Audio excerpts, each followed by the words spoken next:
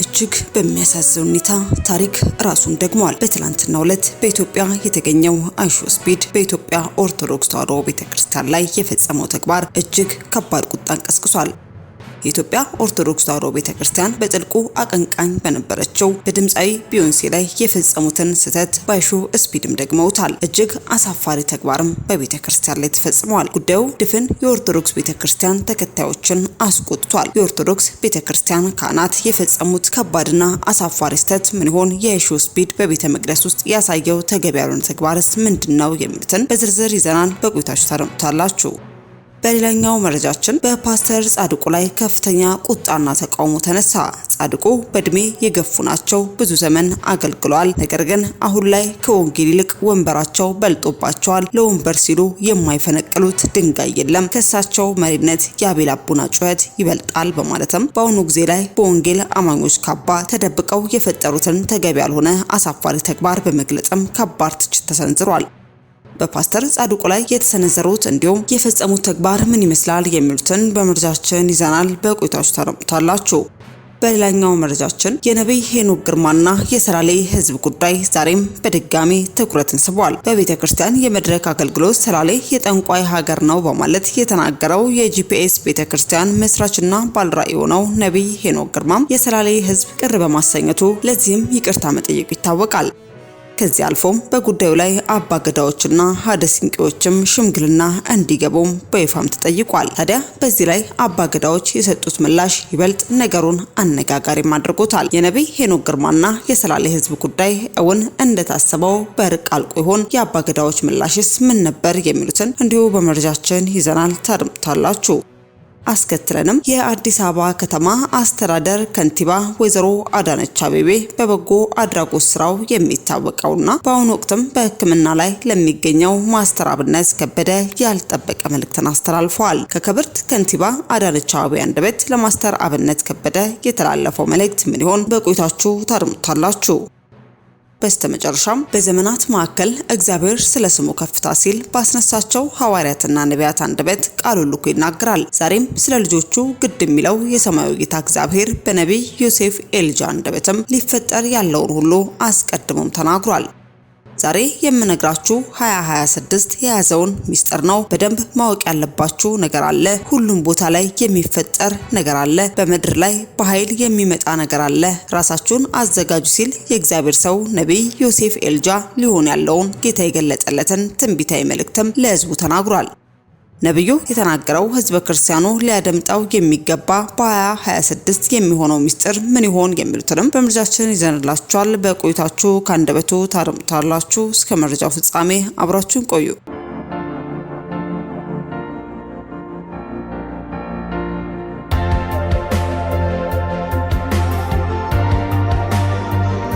አስቀድመን ወደ ያዝንላችሁ መረጃችን ስናልፍ የአዲስ አበባ ከተማ አስተዳደር ከንቲባ የሆኑት ወይዘሮ አዳነች አቤቤ በበጎ አድራጎት ስራው የሚታወቀውና በአሁኑ ወቅትም በሕክምና ላይ ለሚገኘው ማስተር አብነት ከበደ መልእክትን አስተላልፈዋል። ማስተር አብነት ከበደ በአካል በመገኘትም ጠይቀዋል። ከንቲባዋ ማስተር አብነትም ለወጣቶች ያለውን አርአያ በማድረቅም የሚከተለውን መልእክትም በገጻቸው ላይ ማስፍረዋል። በማህበራዊ በጎ አድራጎት ስራ ለብዙ ወጣቶች ምሳሌ ሆንከው ማስተር አብነት ከበደ ፈጣሪ አምላክ ሙሉ በሙሉ እንዲፈውስህ ጸሎታችን ነው። ያንተ አርአያነት በርካታ በጎ አድራጊ ወጣቶችን ማፍራት የሚያስችለው በማለትም ክብርት ከንቲባ ወይዘሮ አዳነች አቤቤ በማህበራዊ ትስስር ገጻቸው ላይም ለማስተር አብነት ከበደ እንዲህ ባለ መልኩም መልእክታቸውን አጋርተው እንዲሁም ደግሞ በስፍራው በመገኘትም መጠየቃቸውም ተገልጿል። ታዲያ ማስተር አብነት ከበደ በተለይም አቅመ ደካሞችን በመርዳት ማህበራዊ አገልግሎቶችን በማቅረብ ረገድም ላበረከተው አስተዋጽኦ በበርካታ ኢትዮጵያን ዘንድም ከፍተኛ ፍቅርና አክብሮት ያለው ወጣት ነው። ለማስተር አብነት ከበደ ፈጣሪ ምሕረትንና ጤናን እንዲያደርግለት በድጋሚ በሚዲያችን ስም መልካም ምኞታችንን ገለጽን። አስከትለን ወደ ያዝንላችሁ መረጃችን ስናልፍ የጂፒኤስ ቤተክርስቲያን መሪ ነብይ ሄኖክ ግርማ ሰላሌን አስመልክቶ በጂፒኤስ ቴሌቪዥን የተናገረው ንግግር የሰላሌን ሕዝብ ቅር ማሰኘቱና ለዚህም ይቅርታ መጠየቁ ይታወቃል። ከዚህም አልፎ በዚህ ጉዳይ አባገዳዎች ሀደ ሲንቄዎች ሽምግልና እንዲገቡ በይፋ በመጠየቁ የተከበሩ አባገዳዎችና ሀደ ሲንቄዎች ጉዳዩን በእርቅ መያዛቸውን ዛሬም አስታውቀዋል። ዛሬ ጉዳዩን ለሚዲያ ከማቅረባቸው በፊትም ከዛሬ በፊት ለሶስተኛ ጊዜ ስብሰባ ማድረጋቸውን ፓስተር ጻድቁ አብዶ በንግግራቸውም ገልጸዋል። ዛሬ በጥር 5 በኢሊሌ ሆቴል ከብዙ ውይይት በኋላም አባገዳዎችና አደሲንቄዎችም ለሚዲያ አካላትም መግለጫ በሰጡት መግለጫ ላይ ነብይ ሄኖክ ጥፋቱን አምኖ የሰላሌን ሕዝብ ይቅርታ ጠይቋል። የአባገዳዎችና የአደሲንቄዎች ስራ ማስታረቅ ነውና ነብይ ሄኖክ ግርማን አስመልክቶ በይቅርታ ጉዳዩን ይዘነዋል ብለዋል። በመግለጫቸው የተገኙት አባገዳዎች እንዲሁም ሀደሲንቄዎችም የቱለማ አባገዳዎች ለታቢራ ደመላሽ ጌታቸው፣ እዩ ገዳ፣ ለገሰ ነገኦ፣ የፊንፊኔ አባገዳ ሰቦቃለታ ፈቃዱ ወንድሙ፣ የሚችሌ አባገዳ ኪያ ከበደ እንዲሁም ሀደሲንቄዎችም ተገኝተዋል። አባገዳዎች ሀደሲንቄዎችም በመግለጫቸው ላይ ተስማምተውና ተነጋግረው ሁለት ደብዳቤ የተላከ ቢሆንም አንድ ደብዳቤ እንደተላከና አባገዳዎቹ እንዳልተስማሙ አድርገውም በሚዲያ ላይ የሚናገሩትና እርቅን የማይፈልጉ ሰዎችም ከድርጊታቸው እንዲታቀቡም ገልጸዋል። ነብይ ሄኖክ ግርማም አጥፍቻለሁ ከህዝብ ጋር አስታርቆኝ በማለትም በአባገዳ ጥላ ስር ተጠልሎ የእርቅ ጥያቄውን ለፊንፊኔ ቱለማ አባገዳና ለኦሮሚያ የኦዳ ነቤ አባገዳዎችም ጥያቄንም አቀረበ። በዚህ መሰረት በፊንፊኔ ከተማ የፊንፊኔ ቅርንጫፍ ቱለማ አባገዳዎችና በኦሮሚያ ክልላዊ መንግስት በኦዳ ነቤ የገዳ ቱለማ አባገዳዎች ጽህፈት ቤት በኩልም እርቁን ለማድረግ አማካኝ ወደ ሆነው መሬትም ወደ ፊንፊኔ ከተማ የሰላሌን ማህበረሰብ ተወካዮች ከሁሉም የሰሜን ሸዋ አስተዳደር ከፊቺ ዞን እስከ ወረዳ የተውጣጡ ተወካዮች መጥተው የእርቅ ሂደት እንዲካሄድም ጥሪም ቀርቧል። ለፊቼ ሰላሌ አባገዳዎች፣ የአገር ሽማግሌዎች፣ ሀደሲንቄዎች፣ ለፉሌዎች፣ ለህዝብ ተወካዮችና የሃይማኖት አባቶችም የሚመለከታቸውን የመንግስት የስራ ኃላፊዎች እንድትልኩልን በአክብሮት እየጠየቅን ጉዳዩ የተሳካ እንዲሆን አስፈላጊው ትብብር እንድታደርጉልን በድጋሚ በአክብሮት እንጠይቃለን በማለትም መልእክታቸውን አጋርተው ተመልክተናል። ታዲያ በአባገዳዎች የተያዘው የነብይ ሄኖክ ግርማና የሰላሌ ህዝብ ጉዳይ መቋጫ ምን ይመስላል የሚሉትንም በቀጣይ የሚወጡ መግለጫዎችን ተከታትለን ወደ እናንተ የምናደርስ ይሆናል። አስከትለን ወደ ያዝንላችሁ መረጃችን ስናልፍ በትላንትናው ዕለት ኢትዮጵያን በዓለም አቀፍ ደረጃ እያስተዋወቀ የነበረው አይሾ ስፒድ በትላንትናው ዕለት በኢትዮጵያ ኦርቶዶክስ ተዋሕዶ ቤተክርስቲያን ላይ የፈጸመው ተግባር እጅግ መነጋገሪያነትና ከባድ ቁጣን የቀሰቀሰ ተግባርም ሆኗል። ዓለም አቀፍ ቲክቶከር ስፒድም በካቴድራል ስላሴም ካህናት መስቀል ይዘው ተቀብለውታል። በሚያሳዝን መልኩ ግን እሱ የት እንዳለ እንኳን ሳይገነዘብ በቤተ ክርስቲያኑ ሲዘልና ሲጨፍርም ታይቷል። ይህ እጅግ አሳፋሪም ተግባር ነው። በቤተ ክርስቲያን መሆኑ እንኳን ሳይብራራለት ካህናት መስቀል ይዘው ቆመውም ጠብቀውታል። የኢትዮጵያ ኦርቶዶክስ ቤተክርስቲያን ግን ምንድን ሆነችው? የመጣ ሁሉ ክብሯን በማይመጥን መልኩ ሲረማመድባትስ እንዴት ቆም ብሎ የሚያስብ ልጅ አጣች? በማለትም በርካቶች በማህበራዊ ትስስር ገጽ ላይም በተፈጠረው ሂደትም ድምጻቸውን እያሰሙም ተመልክተናል። እሺ ልጁስ ስለ ቅድስት ቤተክርስቲያን ስርዓት ምንም ግንዛቤ የለውም እንበል። እንዴት ካህናቱን እንዲህ እየገፈታተረ ሲረማመድባቸው የተከበረውን ወንጌል መጽሐፉንና መስቀሉን ተሸክመው እሱም ላይ እንደፈለገ ሲሆንበት የተቀደሰውን ቦታ ከቤተ ክርስቲያን ስርዓት ውጪ በሆነ መልኩ ሲፈታተናት አንድ ብስል ሰው ስለ ሁኔታውና ስለ ሕጉ አስረድቶ እንዲያውቅ የሚያደርግ ሰው እንዴት አልተገኘም? ዳሩ ውርደት እንጂ የቀደመ ክብሯን ጠብቃ እንድትኖር የሚፈልግ ትውልድ ከጠፋም ዘመናት እየተቆጠሩ ነው። ሲጀመር ተዋህዶን የሚያክል ትልቅ ተቋም ለአንድ የሚዲያ ሰው እንዲህ ልብሰ ተክህኖ አውጥታ የወርቅ መስቀል ተሸክማ ቅዱስ ወንጌል ዘርግታ የወርቅ ጠላዋን ከፍ አድርጋ በሯን ከፍታ ማሳየትስ ነበረባት? በዓለም ከተመዘገቡ ቅርሶቻችን ውስጥ አንዷ የሆነችው ቤተክርስቲያን የ5 ደቂቃ ምስል ቀርጾ ከቦታው ለሚሰወር ሰው እንዴት የተከበረውን ተቋም እናዋርዳለን? በማለት በርካቶችም አይሾ ስፒድ በቤተክርስቲያን ላይ የፈጸመውን ተግባርና የቤተክርስቲያን መሪዎችም የተቀበሉበትን የአቀባበል ሂደት በመቃወምም ሀሳባቸውን እየገለጹ ተመልክተናል። ታዲያ ይህ ጉዳይም ለኢትዮጵያ ኦርቶዶክስ ተዋሕዶ ቤተክርስቲያን የመጀመሪያ ሳይሆን ታሪክ ራሱን ደገመ በሚያስብል መልኩ ከዚህ ቀደም ለጥልቁ አቀንቃኝ የሆነችው ድምፃዊት ቢዮንሴ የተደረገላትን አቀባበል በታሪክ እየደገመ መሆኑንም ተመልክተናል። አስከትለን ወደ ያዝንላችሁ መረጃችን ስናልፍ በፓስተር ጻድቁ ላይ ከፍተኛ ቁጣና ተቃውሞ ተነሳ። ጻድቁ በእድሜ ገፉ ናቸው፣ ብዙ ዘመን አገልግሏል። ነገር ግን አሁን ላይ ከወንጌል ይልቅ ወንበር በልጦባቸዋል። ለወንበር ሲሉ የማይፈነቅሉት ድንጋይ የለም። ከሳቸው መሪነት የአቤል አቡና ጩኸት ይበልጣል በማለትም ከባድ ትችትም በፓስተር ጻድቁ ላይ ተሰንዝሯል። ከፓስተር ጻድቁ አቤል አቡና ይሻለኛል። ፓስተር ጻድቁ እርሳቸው በእድሜ ገፉ አባት ናቸው፣ ብዙ ዘመንም አገልግለዋል። ሐሳዊያን ሲቃወሙ እናውቃቸዋለን። ነገር ግን አሁን ከወንጌል ወንበር በልጦባቸዋል። የካውንስሉ ፕሬዝዳንት ወይንም ዋና ጸሐፊ ለመሆን የማይፈነቅሉት ድንጋይ የለም። ይህ ወንበር የማግኘት የውስጥ ወይንም የልብ ጥሪና ብርቱ ጥረታቸው ጥሪትና ተከታይ ወዳፈሩ ሐሳዊያን መንደር ጭምር እንዲያመሩ አድርጓቸዋል። ሰሞኑን ቀደም ሲል ሲቃወሟቸው የነበሩትን ሐሳዊያን መንደር እየዞሩ ያካሄዱትን የምረጡኝ ዘመቻ ሁላችንም ተመልክተናል። አሁን ለጋሽ ጻድቁ ዋናው ነገር ወንበር ነው። ስለዚህ በሐሳዊያን ላይ ዝምታ መርጠዋል። ሲያልፍም ድጋፍ ለማድረግ ወደ ኋላም አላሉም። አቤል አቡና ደግሞ ወጣት ነው። የአገልግሎት ልምዱም ገና አልዳበረም። ነገር ግን ዓላማው ወንጌልና ወንጌል ነው። ብትመክረው የሚሰማ ቀርበ ስታወራውም ከወንጌል ውጪ ምንም ሸክም የማይታይበት ወንድም ነው። ሐሳዊያንን ሲቃወም ይመጣብኛል፣ እንትላጣ እችላለሁ ወዘተ ተብሎ ጥቅሙን አያሰላም። ነገር ግን ሐሳዊያንን በስማቸው ጠርቶ ግብራቸውን በልኩ መግለጥ ስድብ የሚመስላቸው አንዳንድ የሐሳዊያን ተከታዮችም ተሳዳቢ ነው ይሉታል። እርሱ ግን ግንባሩን አያጥፍም። የኔ ምርጫ በበኩሌ ምድራዊ ትርፍን አስልቶ ዝምታን አልፎም የሐሳዊያን ስልታዊ ደጋፊነትን ከመረጣው ከፓስተር ጻድቁ ይልቅ ከነክፍተቱም ቢሆን የአቤል አቡና ፊት ለፊት ተጋፋጭነት ይሻለኛል። የአቤል አቡና ተናጋሪነት በብዙ እጥፍ ለወንጌል ይጠቅማል ብዬ አስባለሁ። በሌላ አነጋገር ከእርሳቸው ትውልድ አጥፊ የሐሳዊያን ወዳጅነት ይልቅ የአቤል ለትውልድ የሚጠቅም ጠበኝነት ይሻለኛል።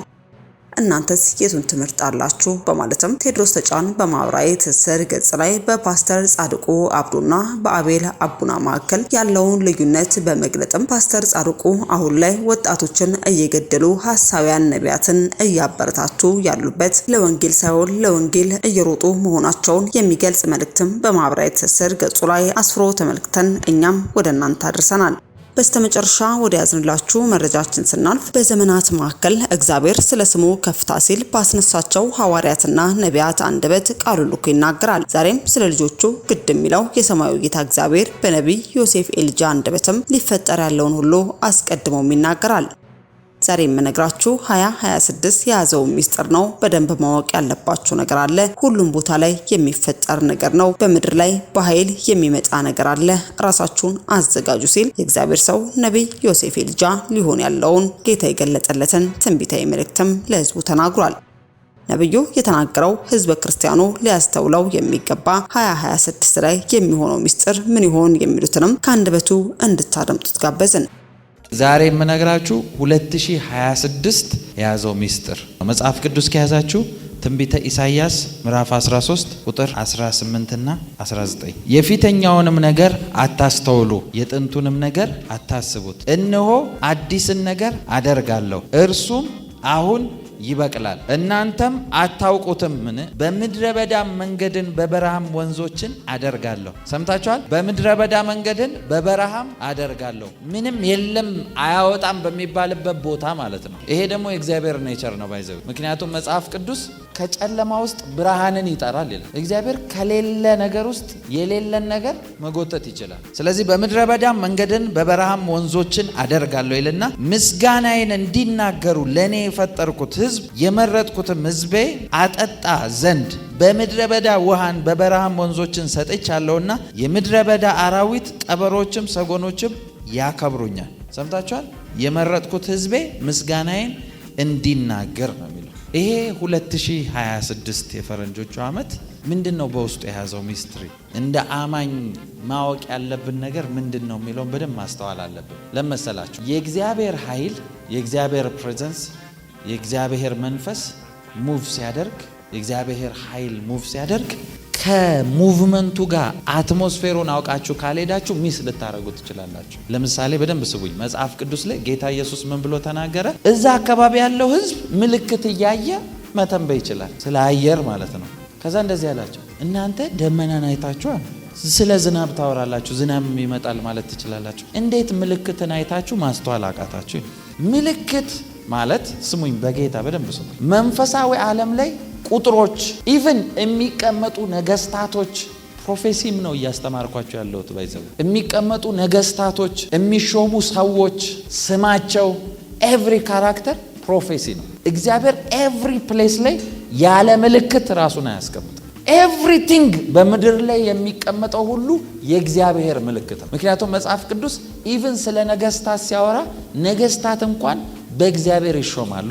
ለምሳሌ አሁን ትራምፕ የሚባል የአሜሪካ ፕሬዚዳንት ሲመጣ አብዛኛው ፕሮፌቶች መልእክት እንደሆነ ያውቃሉ፣ ምልክት እንደሆነ ያውቃሉ። ስለዚህ ምን ብለው ተናግረዋል? ትራምፕ will be the last trumpet እያሉ ነው ሲተነበዩ ነበር። ሰምታችኋል? ትራምፔት ማለት መለከት ማለት ነው። ትራምፕ የመጨረሻ መለከት ነው ይሉ። አስቡ፣ አንድ እንዲነግስ የመጣ ሰውዬ እሱ የፕሮፌሲ ምልክት ነው። ይሄ ነገር መጽሐፍ ቅዱሳዊ ነው ካላችሁኝ፣ አዎ መጽሐፍ ቅዱሳዊ ነው። ለምሳሌ በነ ኢሳይያስ በነ ኤርሚያስ ዘመን ብታዩ ኢሳይያስ እንደዚህ ያለ ተነስቶ ነገስታት ሲሾሙ ነገስታቶቹ የተሾሙትን ነገስታቶች እያየ በነገስታቶቹ ፕሮፌሲ ይናገር። ለምሳሌ ኦዚያን የሚባል ንጉስ የሞተበት ዓመት ላይ ይላል። ኦዚያን የሚባለው ንጉስ ብታዩ የሰራው ከእግዚአብሔር ጋር የሄደው ነገር ምን እንደሚከፈት ምልክት ይሆናቸው። ከዛ እንደዚህ ያለ ንጉስ ኦዚያን የተባለው በሞተበት በዚያ ዓመት አለ እግዚአብሔርን በረጅምና ከፍ ባለ ዙፋን ላይ አየሁት ይላል። ከኔ ጋር ናችሁ? እግዚአብሔርን በረጅምና ከፍ ባለ ዙፋን ላይ አየሁት ይላል። ከዛ ክብሩ ይላል ምድርን ሞልቶት ነበር ይላል። የልብሱን ዘርፍ መቅደሱን ምናምንም ተብሎ የተጻፈው ማለት ነው። አሁን ይኸውላችሁ በደንብ ስሙኝ በጌታ ወደ ፕሮፌቲክ ነገሩ ወደ የያዘው ሚስጥር ከመግባቴ በፊት ይቺን ማወቅ ስላለባት እንደዚህ አለ። ምድር ሁሉ ከክብሩ ተሞልታለች አለ። ምድር ሁሉ ከክብሩ ተሞልታለች ብሎ የሚያወራው ነብዩ አይደለም። በደንብ ስሙኝ። ሲያየው እግዚአብሔርን ከፍና ባለና በረጅም ዙፋን ላይ ተቀምጦ አየው። ልክ ይሄንን ሲያይ በደንብ ስሙኝ፣ ይሄንን ሲያይ የተናገረው ነገር እግዚአብሔር ዙፋኑ ላይ ቁጭ ብሎ የልብሱ ዘርፍ መቅደሱን ሁሉ ሞልቶት ከፍ ባለ ክብር እግዚአብሔር ሲመለክ ሲያይ ደነገጠ። ከዛ እንደዚህ አለ፣ ወይኔ ጠፋው አለ። ምንድነው የሚያጠፋ ሲባል ከንፈሩ በረከሰበት ትውልድ መካከል ስላለው አለ። ትውልዱን ሲያየው የረከሰ ነው። ትውልዱን ሲያየው ጥፋት ውስጥ ነው። ስለዚህ የእግዚአብሔር ማንነት ሲገለጥ ሲያይ እሳት ነው የሚያዘንበባቸው። ትውልዱ ማለት እሳት ነው የሚያወርድባቸው። ስለዚህ አብሮ ሊጠፋ ስለሆነ ምን አለ? ወይኔ ጠፋው፣ ከንፈሩ በረከሰበት ትውልድ መካከል ነው ያለው። ልክ ይሄንን ሲል መላእክቶቹ እኮ ልክ ነብዩ እንደሚያየው አይተው ነበር መናገር የነበረባቸው። መላእክቶቹ ግን ምን አሉ? እግዚአብሔርን ቅዱስ እያሉ ምድር ሁሉ ከክብሩ ተሞልታለች አሉ። እንዴት ነው ሰው ሁሉ የረከሰ ሆኖ ሞልቶ ክብሩ ተሞልቷል ተብሎ? ሁለቱ እኮ ይጋጫል። እንግዲህ አሁን ያለውን አትሞስፌር ይዩትና አሁን ያለውን ነገር ይዩትና የእግዚአብሔር ክብር ስትባሉ ማለት ነው። ይሄ ድሮ ይሄ የተበላሸ ትውልድ መሀል እንዴት ክብር ነው የሚያስብላችሁ? እናንተ ኔቸራችሁ እንደ አማኝ ፕሮፌቲክ ነው። ጥሪያችሁም ተፈጥሯችሁ ማስተዋል ያለባችሁ ፕሮፌቲካሊ ነው ነገሮችን ማየት ያለባችሁ። ሰዎች የሚያወሩ ሁኔታ ይምጣ ስራችሁ ይሁን ኤቭሪቲንግ የፕሮፌቲክ አንደርስታንዲንግ ሊኖራችሁ ይገባል። ገብታችኋል አይደል? እናንተ በዘፈቀደ ዝም ብላችሁ እንድትኖሩ አይደለም የተጠራችሁት። ለዛ ነው መጽሐፍ ቅዱስ ራእይ ላይ ሲናገር እኮ የኢየሱስ መንፈስ ይላል የትንቢት መንፈስ ነው ይላል። ሼር ያደረጋችሁት ያንን ስፒሪት ስለሆነ ማለት ነው። ፕሪዲክት ማድረግ ትችላላችሁ፣ ነገሮችን ማየት ትችላላችሁ። ለምሳሌ በደንብ ስሙ፣ ነገስታት ሲመጡ ሲቀያየሩ ምን እየመጣ እንደሆነ ከነሱ ሙቭመንት ማየት ትችላላችሁ። ከኔ ጋር ናችሁ? ለምሳሌ ወደ ኋላ አመታት ልወሰዳችሁና አሁን 2026 ላይ ነው አይደል የገባ ነው? 2026 ነው አይደል? ጃንዋሪ ላይ ነው ያለ ነው። ወደ ኋላ አመታት ልወሰዳችሁና 2023 ላይ አይታችሁ ከሆነ የዛሬ 3 አመት ወደ ኋላ ማለት ነው በጣም ብዙ ሰው በአለም ላይ ብዙ ሰው ነው የሞተው። አስተውላችሁ ታውቃላችሁ? በጣም በጦርነት በሉ በበሽታ በሉ በጣም ብዙ ሰው ነው በአንዴ የሞተው። በጣም ብዙ ሰው በአለም ላይ ብዙ ሰው ሞተ የተባለበት አመት 2023 ነው። ምንድነው በየቦታው የጦርነት የሞት የምናምን ዜና የሚሰማው ካላችሁ አመቱን ፕሮፌቲካሊ አንደርስታንድ ካረጋችሁ ምን ይዞ እንደሚመጣ ታውቃላችሁ። በመንፈሳዊ ዓለም 23 ማለት ዴዝ ኤንድ ሪዘሬክሽን ማለት ነው። ትርጉም ሞትና ትንሳኤ ማለት ነው። የትንሳኤን ህይወት የሚለማመዱ ከክራይስት ጋር ያሉ ናቸው። ስለዚህ ሞትም አብሮ የሚሰራበት ሲዝን ስለነበረ ሞት በየስፍራው ሁሉ ይሰማ ነበር። ሰምታችኋል? ከኔ ጋር ናችሁ? ስሙኝ በደንብ። አሁን ደግሞ እዚህ ሲዝን ላይ ስንመጣ እዚህ አመት ላይ 2026 ላይ ስንመጣ 2026 ምን ይዞ ነው የመጣው? ፕሮፌቲካሊስ ምን አንደርስታንድ እናደርጋለን? ሄቨንስ ስለዚህ ሲዝን ምንድነው የሚያወራው የሚለው ማወቅ አለባችሁ። ይሄንን አመት የኛን የኢትዮጵያውያን 2018 ስንጀምር 2018 ላይ the year of divine visitation ብያቸዋለሁ አይደል? የመለኮታዊ ጉብኝት አመት ነው ብያቸዋለሁ። ምክንያቱም መለኮት ኢትዮጵያን የሚጎበኝበት ይሄን ምድር የሚጎበኝበት ሲዝን አሁን ስለሆነ ነው። I'm telling you በተለይ በጌታ ፍቅር ስሙኝ፣ በጌታ ስሙኝ። ኃይለኛ ግሎሪና ሪቫይቫል ፖርት የተከፈተበት አመት ይሄ አመት ነው። I'm telling you believe it or not I'm telling you 2018 ጀምሮ ለተከታታይ 3 አመት የሚመጣ ፋየር እና ሪቫይቫል you have no idea። በጣም ቢግ ነገር ነው ይዞ የመጣው ይሄ አመት። you will see ታዩታላችሁ። በየቦታው የሚሰማውን ነገር ታዩታላችሁ። በዛው ልክ የእግዚአብሔርን ኔቸር ደግሞ በዚህ ውስጥ አንደርስታንድ አድርጉት። ለምሳሌ የእግዚአብሔር ኃይል በጣም የሚገለጠው በጣም የሚገለጠው የእግዚአብሔር እጅ በጣም የሚገለጠው የጥፋትም ኃይል በጣም እየሰራ ባለበት ሲዝን ላይ። ስለዚህ የእግዚአብሔር እጅ በኃይል አለ ማለት የጥፋት ነገሮች ደግሞ በኃይል ኦርኬስትሬትድ ሆነዋል ማለት። ከኔ ጋር ናችሁ? እየሰማችሁኝ ነው በደንብ ማለት። ስለዚህ ኃይል የሚያስፈልጋችሁ ከዛ ነገር በልጣችሁ መገኘት ስላለባችሁ በደንብ ስሙኝ። ታዲያ ይሄ 2026 ምንድነው የያዘው ውስጡ? 26 ማለት ፕሮፌቲካሊ ይሄ 2026 የሚባለው ሁለት ትርጉም ነው ያለው በሂብሩ ነምበር። እነኚህ 26 ማለት አንዱ የተከፈተ እጅ ማለት ነው። የተከፈተ እጅ ብቻ ሳይሆን የተከፈተ እጅ ውስጥ ይኸውላችሁ 2026 ዳይሬክት የሂብሩ ትርጉሙን ልንገራችሁ። 2026 ማለት በሚስማር የተቸነከረ የተከፈተ እጅ ማለት ነው። በሚስማር የተቸነከረ የተከፈተ እጅ ማንን ነው የምታውቁት? ስለዚህ የኢየሱስ ኃይል ሙቭ የሚያደርግበት በጣም አደገኛ አመት ነው ይሄ። I'm telling you Holy Spirit በኃይል ሙቭ የሚያደርግበት አመት። እስቲ አሜን በሉ። እስቲ አሜን በሉ። የጌታን እጅ ከየትኛውም ሲዝን በላይ ሰምታችሁኛል? ከየትኛውም ሲዝን በላይ የጌታን እጅ በኃይል የምታዩበት አመት ነው። 2018 ሲጀምር አንድ ነገር ነግሬያቸዋለሁ። የጌታ ጉብኝት በኃይል የሚበዛበት አመት ነው። በዚህ አመት ደግሞ በጣም ብዙ ሰዎች ጌታን ይቀበላሉ ብያቸዋለሁ አይደል? እኛ ገና ወሩን ስንጀምር ራሱ ወደ 24 ነው 25 ሰው ነው ባንዴ የተቀበለው። ገና ያኔ ስንጀምር ራሱ I'm telling you ጌታ ፊት ነው ማወራችሁ። በሚዲያ የሚያናገሩን ትልልቅ የሚታወቁ ሰዎች ትደነግጣላችሁ። ተደብቀው ጌታ መቀበል የሚፈልጉ I'm telling you ጌታ ፊት ነው ማወራችሁ። ይሄም አመት ላይ በዓለም አደባባይ ሁሉ የምታውቋቸው ሰምታችኋል? በዓለም አደባባይ የምታውቋቸው ትልልቅ የምትሏቸው ሰዎች ስለ ጌታ ሲያወሩ ተሰማቸዋል። I'm telling you በዛው ልክ ደግሞ እግዚአብሔር ፊት ይሄንን ታያላችሁ። በዛው ልክ ደግሞ ጌታን ያውቃሉ በጣም ብላችሁ ያላችኋቸው ትልልቅ ሰዎች ጌታን ይክዱታል። በእውነት ይሄን ታያላችሁ። I'm telling you ምን አለ የፕሮፌት ምን እያወራ ነው ተላላችሁ። አንዳንድ ጊዜ ምን ብላችሁ ታስባላችሁ መሰላችሁ? በጌታ ፊት ነው መነግራችሁ። የሆነን ሰው በጣም አድማየር የምታረጉትን ትልቅ ሰው አይታችሁ እንደዛ ሲሆን ስትዩ በራሳችሁ ኮንፊደንስ ታታ ጌታው ያራን ተጠብቀኝ ትላላችሁ። በእውነት ነው ማለት እሱ ካረገ በምን አቃለው ነው የምትሉት። I'm telling you በዛው ልክ ግን በጣም ጌታ ላይ ዲፔንድ ባረጋችሁ ቁጥር በጣም የእግዚአብሔርን ኃይል የምትለማመዱበት አመት። እስቲ አሜን በሉ።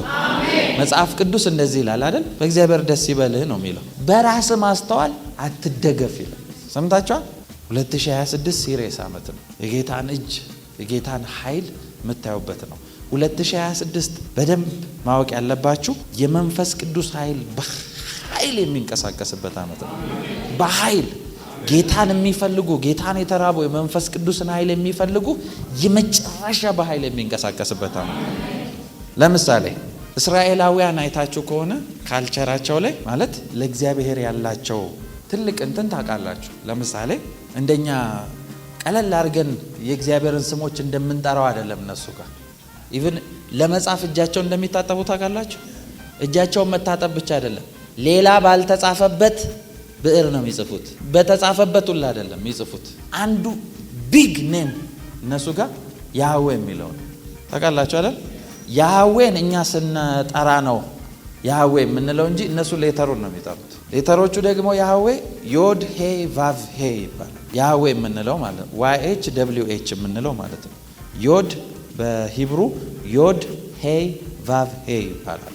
አሁን የሂብሩ ሌተሮችን ስታዩ ቁጥር አላቸው፣ የቁጥር ቫልዩ አላቸው። ለምሳሌ ዮድ የሚባለው ቁጥር 10 ነው በቁጥር ሲቀመጥ። ሄ የምትሏት ኤችዋ ደግሞ 5 ናት በቁጥር ስትቀመጥ። ቫቭ የሚባለው ቫቭ ማለት ቫቭ የምትሏት ሌተር 6 ማለት ነው። ባይዘው ቫቭ ማለት ትርጉሙ ሚስማር ማለት ነው። የሰው ልጅ 6ኛ ቀን የተፈጠረው ለዛ ነው፣ ሰማይና ምድርን ኮኔክተር እንዲሆን። ሚስማር ኮኔክተር አይደል ኔቸሩ። ስለዚህ ቫቭ 6 ናት፣ ኤች ደግሞ ሄ 5 ነው ብያቸዋለሁ። ስለዚህ 10 5 6 5 ነው። እስቲ ደምሩት አንድ ላይ 26። ፕሮፌቲክ እንትን እያስተማርኳችሁ ነው ባይዘው። ስለዚህ ያህዌ ሙቭ የሚያደርግበት አመት ነው ማለት ነው 2026። I'm telling you you will see strange ነገሮች የምታዩበት አመት ነው። ጌታ ኢየሱስ ፊት ነው ማወራው። ይሄው እግዚአብሔር አለ አይደል? አይተን ማናቀው የእግዚአብሔርን እጅ የምናይበት አመት ነው። ቢግ የእግዚአብሔር እጅ፣ በሰው ካልኩሌሽን ያልተደረሰባቸው የእግዚአብሔር እጅ የምናይበት አመት ነው። ይኸው መጽሐፍ ቅዱስ እንደዚህ ይላል። መንፈስ ሲናገረው ወዲያው ይላል ከስጋና ደም ጋር አልተማከርኩም ይላል። ያ ማለት ለምክር እንኳን እድል የማይሰጥ የእግዚአብሔር እጅ የሆነ ነገር ውስጥ የሚከታችሁን ኃይል እስቲ አሜን በሉ። በኢየሱስ ስም ይሄ ይሆነባችሁ፣ ይሄ ይሆነባችሁ፣ ይሄ ይሆነባችሁ፣ ይሄ ይሆነባችሁ።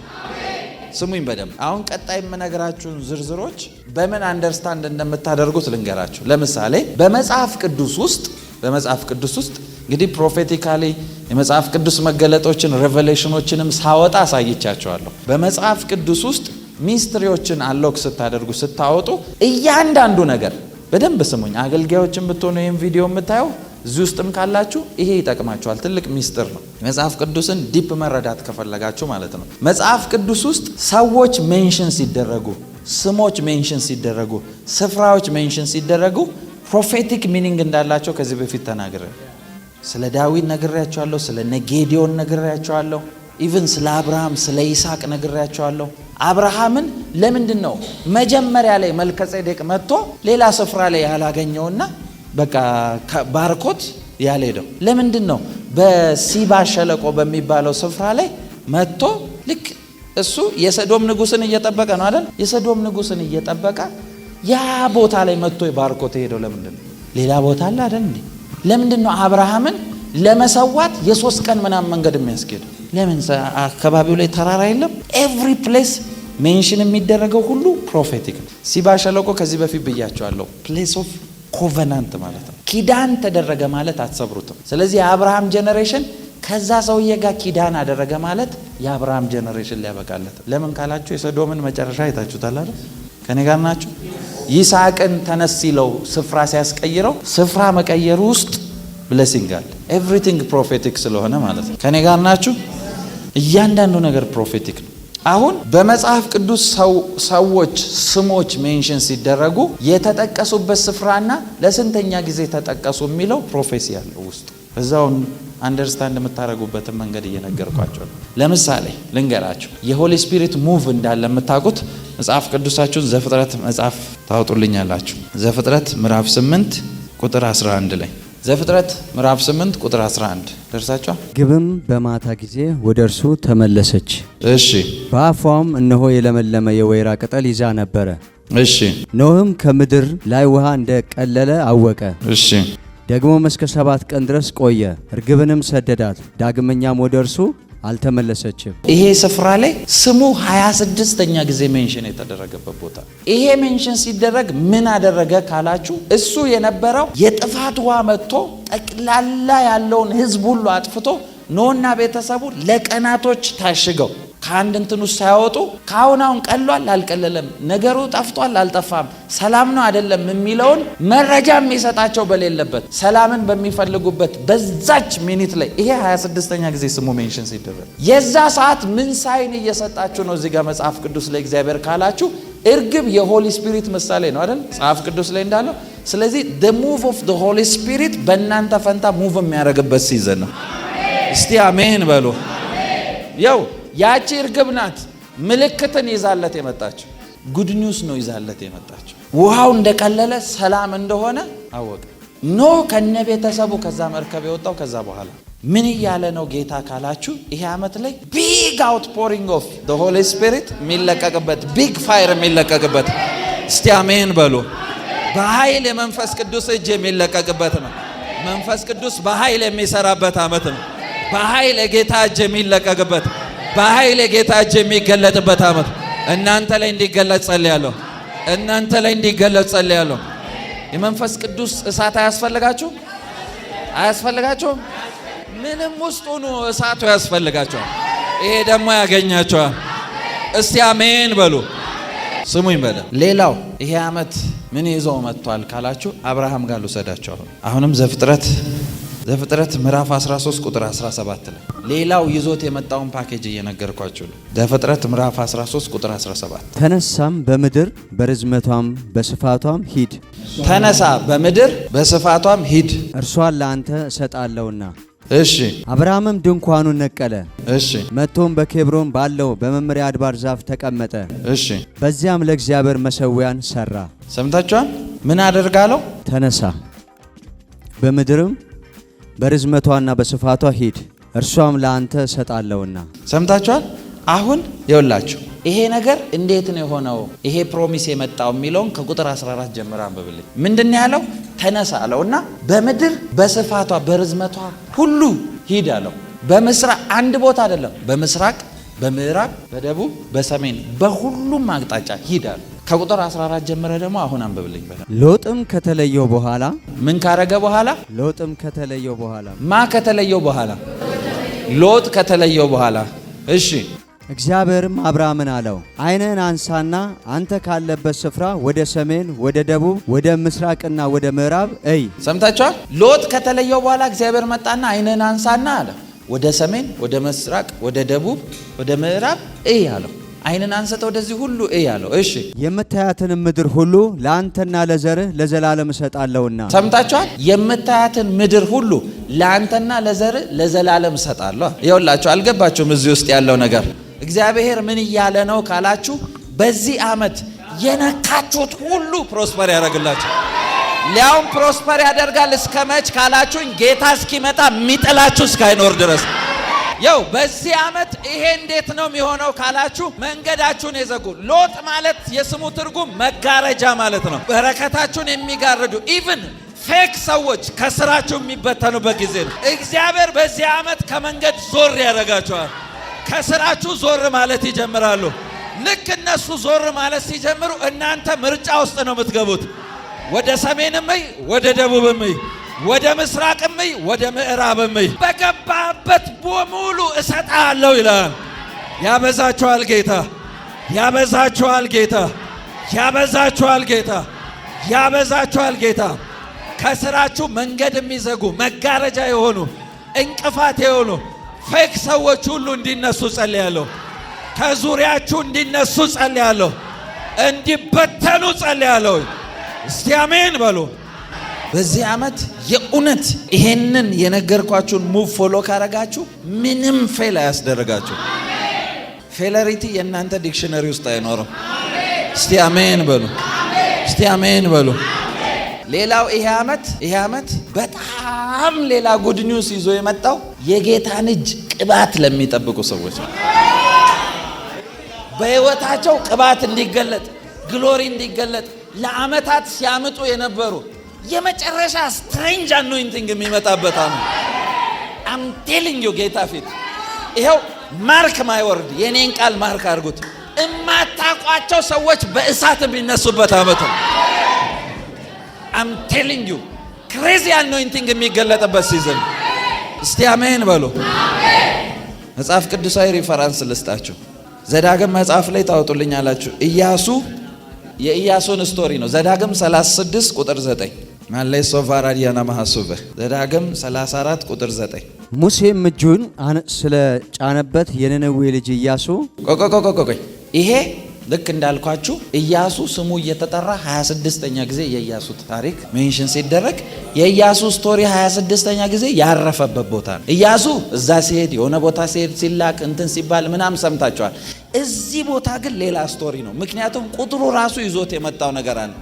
ኢያሱ ማለት ጆሹዋ እኮ አዳኝ ማለት ነው። ይሄ ቁጥር ደግሞ ከአዳኙ ጋር የተገናኘ ነገር አለ ብያቸዋል። ኢያሱ ስሙ እዚህ ጋር ሜንሽን ሲደረግ ምንድነው የተፈጠረው? ሙሴም እጁን ስለ ጫነበት የነነዌ ልጅ ኢያሱ የጥበብን መንፈስ ተሞላ። ሰምታችኋል? ሙሴም እጁን ስለጫነበት የነነዌ ልጅ ኢያሱ የጥበብን መንፈስ ተሞላ። በሌላ ቋንቋ አጭርና ግልጽ ቋንቋ የምትናፍቁትን ቅባት ኢምፓርት የምታደርጉበት ታይም። I'm telling you big fire impartation ያለበት ታይም ነው። መንትልስ በኃይል የሚሰራበት አመት። ቢግ መንትልስ የምትናፍቋቸው መንትሎች የሚንቀሳቀሱበት ሲዝን ነው። እስቲ አሜን በሉ። እናንተ ላይ እነዚህ መንትሎች እንዲያርፉ ጸልያለሁ። የቆዩ አንሸንት መንትሎች በኢየሱስ ስም እናንተ ላይ ይረፉ። እኛ ምድር ላይ እናንተ ላይ እንዲያርፍ ጸልያለሁ። እንዲያርፍ ጸልያለሁ። እንዲያርፍ ጸልያለሁ። እንዲያርፍ ጸልያለሁ። እንዲያርፍ ጸልያለሁ። አንድና ሁለት ጥያቄ የሌለው የእግዚአብሔር እጅ የሚታይበት ሲዝን ነው። እስቲ አሜን በሉ። ያው ጌታ ፊት በመንፈሴ ሊትራሊ ክላውድ ቤት ውስጥ እያየሁ ነው ያለው። ሊትራሊ I'm seeing cloud in the house. I'm telling you ይሄ ክላውድ እናንተ ላይ ይውደቅ በኢየሱስም። ቤታችሁ ላይ ይውደቅ በኢየሱስም። ይሄ ክብር እናንተ ላይ ይውደቅ በኢየሱስም። እናንተን ያገኛችሁ በኢየሱስም። ካለሶ ባራዲያና ማሃዲ ገባሃሱበ ጃጋዳላ ባሃዲ ገባሃሱበ ፕሬከተከተኮስታ ካታ ባሃዲ ገማሃንዳስካ ዛሌሶም ብራዲያና ቫኒያ ማንዳካ ሐስኪያ ይሄ ፋየር ያገኛችሁ በኢየሱስም። ይሄ እሳት ያገኛችሁ በኢየሱስም። ይሄ ቅባት ያገኛችሁ በኢየሱስም። ስትራቡ ስትጠብቁት የነበረ ቅባት፣ ስትናፍቁት የነበረ ቅባት አያካታካታ ያሶኮቶቶቶቶፖሮሽያ ማለሶ ቫራዲያና ማሐሱበ ዚካታካታላ ካፕራዶ ሻካታያ ያው ሰው እያገኘ ነው። ይሄ ቅባት ኦልሬዲ ሰዎችን እያገኘ ነው ያለው። ማኮፓራሶ ካታያ ዚካዳላ ባሃዲ ገባሃሱበ ጄያ ካታካቶኮቶ ፖሮሳ ካታያ ባሌኮ ፕራዲያና ማሃዲ ገባሃሱበ እግዚአብሔር ምስክሬ ነው። የናፈቃችሁትን ቅባት ተቀበላላችሁ። እግዚአብሔር የሚያረሰርሳችሁ ታይም ነው። በእውነት I'm telling you ቅባት ህይወታችሁን የሚያረሰርስበት ታይም ነው። እስቲ አሜን በሉ። እቺን ለመጨረሻ ጊዜ በሉት እስቲ። ፕሮፌሲ ነው፣ እናንተ ህይወት ላይ ነው የምትናገሩት። የመቅደስን ደጅ የሚጠኑ ብዙ ናቸው አንተን የሚሹ አምላክህን አሳየኝ ሚሉኝ ክብሩ የታል እስኪያሳውቀን ወዴት ልበል የትጋነ ውዴ በኔ ዘመን ይረፍ ትውልዴ ከኔ ውጪ የትም አትጠቁም በኔ ላይና እስኪያይ ሁሉ ወዴት ልበል የትጋነ ውዴ በኔ ዘመን ይረፍ ትውልዴ ከኔ ውጪ የትም አትጠቁም በኔ ላይና እስኪያይ ሁሉ። መንፈስ ቅዱስ አመሰግናለሁ። Thank you Jesus። መንፈስ ቅዱስ አመሰግናለሁ። የነ ተስፋዬ ጫላ መዝሙር መፈጸሚያው ጊዜ እንደደረሰ ይሰማኛል። በእውነት ያ እንትን ስፒሪት ፊል ያደርጋል። አይገርም? I'm telling you አያለው ሚል የተስፋ የእግዚአብሔር ክብር ምድሬን ሲሞላ እያለ የሚዘምር የከበሩ ነገሮች ከምድር ሲወጡ እግዚአብሔር ምስክሬ ነው። ያ ፕሮፌሲ የሚፈጸምባቸው ጥቂት ሰዎች እዚህ ውስጥ አሉ። I'm telling you ጥቂት ሰዎች አሉ። አንዳንድ ጊዜ ደግሞ ቴስትም አለው ስላችሁ ማስተዋል አለባችሁ። የእግዚአብሔር መንፈስ ሲመጣ የሚጎትተው ሌላም ነገር አለ። ቅባት ብቻውን አይሰራም። I'm telling you ቅባት መጣብህ ማለት ፋይናንስ አብሮ ይመጣል። I'm telling you ቅባት ኖሮብኝ ፋይናንስ የለም ካለ ቅባቱ እየሰራ ከሆነ የዘጋው ሰውየው ነው እንጂ ግዴታ ይጎትታል። ግን አብራችሁ ያ ነገር አብሮ ሲመጣ ፕራዮሪቲ የምትሰጡትን ነገር ካላስተዋላችሁ አደገኛ ነው። ቅባት ይገለጣል ስላችሁ እግዚአብሔር መታዘዛችሁንም ቼክ ያደርጋል። ስለዚህ ቅባቱ የሚመጣል ብቻ አይደለም መታዘዝም መማር አለባችሁ። ከኔ ጋር ናችሁ?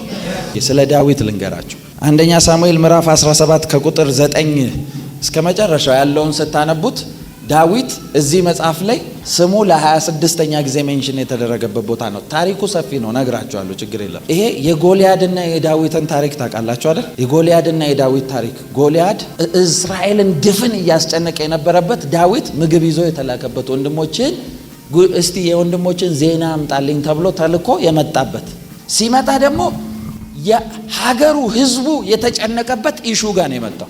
26ኛ ጊዜ ዳዊት ስሙ ሜንሽን ሲደረግ የሀገር ኢሹ ነው የፈታበት ቦታ። ስለዚህ ይሄ ዓመት ምንድነው የምታወራን ካላችሁ I'm telling you በአንድ ሰው በእናንተ ምክንያት ጄነሬሽናል ካርስ የሚመታበት I'm telling you ህዝባችሁን የእናንተን ትውልድ የእናንተን ዘር ያስጨነቀ የትኛው መንፈስ የሚመታበት ሲዝን ነው።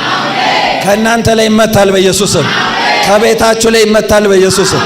ከዘመናችሁ ላይ ይመታል በኢየሱስ ስም። እስቲ አሜን በሉ። እንደ ሀገር ብዙ ኢሹ ሶሉሽን ያገኛል። ብዙዎቹ ነው ያልኩት፣ ሁሉም አላልኩም። ለምን? ይሄ ሲዝን ላይ ይሄ ስለሚሆን። ልቀጥል? እሺ። መጽሐፍ ቅዱስ ሌላ ሐዋርያት ሥራ ምዕራፍ 16 ቁጥር 18 ይሄ የጳውሎስን ታሪክ ነው የምታገኙት። የጳውሎስን ታሪክ ነው የምታገኙት። ሐዋርያት ሥራ እዚህ ስፍራ ላይ የጳውሎስን ታሪክ ነው የምታገኙት። ጳውሎስ ልክ እንዳልኳችሁ በዛ ፓተርን ስትሄዱ ስሙ እዚህ ጋር ሜንሽን ሲደረግ ዲል እያደረገ የነበረው ነገር አንድ ነገር ነው። አንድ ሴት ነበረች ይላል። ያቺ ሴት ደግሞ የሟርተኛ መንፈስ ያለባት ከተማ ሁሉ በሟርቷ ገንዘብ የምታስገባላቸው የነበረች። ሲሄድ ጳውሎስ ወንጌል እየሰበከ የጌታን መንገድ በትክክል እያቀና እየተናገረ ሲሄድ ከኋላ ኋላ እየተከተለች የያው የእግዚአብሔርን መንገድ የሚያሳያችሁ እያለ ፖዚቲቭ ነገር እኮ ነው ያወራችሁ። ስታዩት መንፈሳዊ የሚመስል ጥሩ ነገር። ጳውሎስ ግን እንደዚህ ይላል፣ መንፈሱ ታወከበት ይላል። ያንንም መንፈስ ገሰጸው ይላል። ወጥቶም ሄደ ይላል። ምን እያልከን ነው ካላችሁኝ፣ ፌክ ነገር ኤክስፖዝ የሚደረግበት ሪል ነገር የሚገለጥበት ታይም። በዙሪያችሁ ያለ የእናንተን ነገር ያው አልገባችሁም። የጨለማ ዓለም ጋር የተነካካን ነገር ኤክስፖዝ የምታረጉበት ሲዘን፣ የእናንተ ጋር የሚገለጠው ኃይል ዶሚኔት አድርጎ የሚሰራበት ሲዘን። እስቲ አሜን በሉ። በኢየሱስ ስም በእናንተ እንዲገለጽ ጸልያለሁ። በእናንተ እንዲገለጽ ጸልያለሁ። እስቲ አሜን በሉ። ሐዋርያት ሥራ ምዕራፍ 9 ቁጥር 40 ላይ ጴጥሮስ ስሙ፣ አሁን በሄድኩበት ፓተርን ስትሄዱ እያደረገ የምታገኙት ተንበርክኮ እየጸለየ ነበር። ለምንድን ነው የሚጸልየው? ሪዝኑ ካላችሁ የሞተ ሰው ተኝቶ ያንን የሞተ ሰው ለማስነሳት ነው የሚጸልየው ነበር። ምን እያልከን ነው ካላችሁኝ፣ እግዚአብሔር የሚናገራችሁ በዚህ ሲዝን እናንተ የረሳችሁት የተዋችሁት የሞተ ነገራችሁም የሚቀሰቀስበት ብዙ የሞቱ ታሪኮች፣ የተዘጉ ታሪኮች፣ ቻፕተራቸው የተቆለፈ ታሪኮች የሚከፈቱበት የሚቀሰቀሱበት ሲዝን ነው። የሞቱ ነገሮች የሚቀሰቀሱበት ሲዝን ነው። በኢየሱስ ስም ተነብያለሁ። የእናንተ የሞቱ የተባሉት ነገሮቻችሁ ይቀስቀሱ። ሞቱ የተባላችሁ ነገራችሁ ይቀስቀስ። በኢየሱስ ስም እንዲቀሰቀስ ጸልያለሁ። መጽሐፍ ቅዱስ ላይ መዝሙረ ዳዊትን ስታነቡ መዝሙር እየቆጠረ ሲሄድ አንዳንድ ቦታ ላይ መዝሙር 26 በቅንፍ 27 ይላችኋል። በቅንፍ 27 የሚላችሁ በስልካችሁ ብታነቡት 27 ነው። ስለዚህ በቅንፍ 27 የተባለው 27ኛ መዝሙረ ዳዊት ምዕራፍ ይህንን የመዝሙረ ዳዊት ጸሎታችሁ መሃል ሁሌ ከተቱት። በኢየሱስ ስም ባረካችኋለሁ። የእግዚአብሔር እጅ በኃይል ይገለጥላችሁ።